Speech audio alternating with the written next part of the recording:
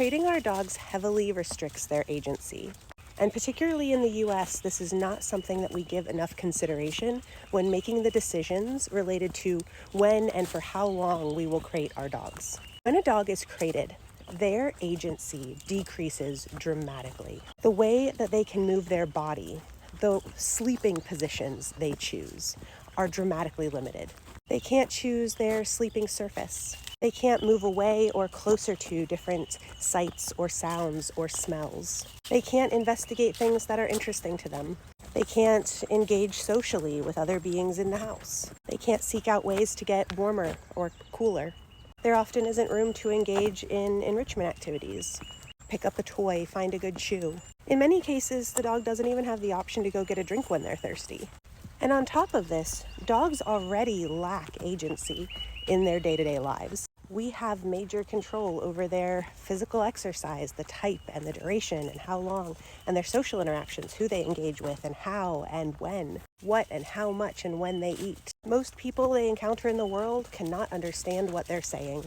So we take a species that already dramatically lacks agency, and then we further restrict it dramatically. So you can see how that's something we would want to do incredibly thoughtfully, with a full understanding of the responsibility that that decision entails. But we aren't very thoughtful about it.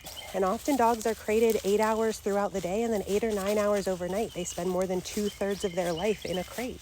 There are a lot of reasons for this. It's very normalized in our society. And by in our society, I am specifically talking about the US. And our systems are not set up to make people feel like they may have other options. So here is what I suggest. First, question if your dog needs to be confined as often as they are. Often I find people are crating their dogs just because they think it's the thing they're supposed to be doing. Or they think it doesn't matter because it's overnight. The dog is sleeping anyway.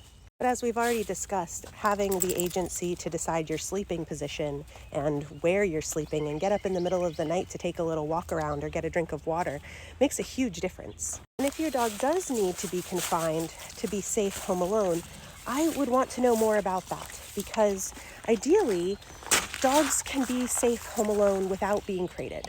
And so if they can't be, that's good information. So let's say my dog can't be left uncrated because they destroy things. I want to know, does my dog have enrichment needs that aren't being met?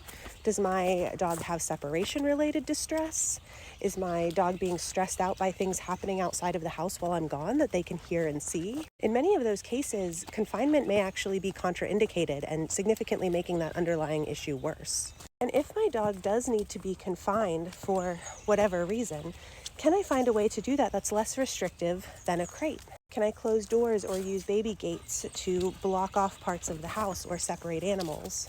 Can I create a larger confinement area using an X-pen? Because I work with dogs who are chronically dysregulated or displaying aggressive behaviors, management is a huge part of every case I have. I couldn't possibly tell you the last time I introduced a crate where a dog wasn't already using one.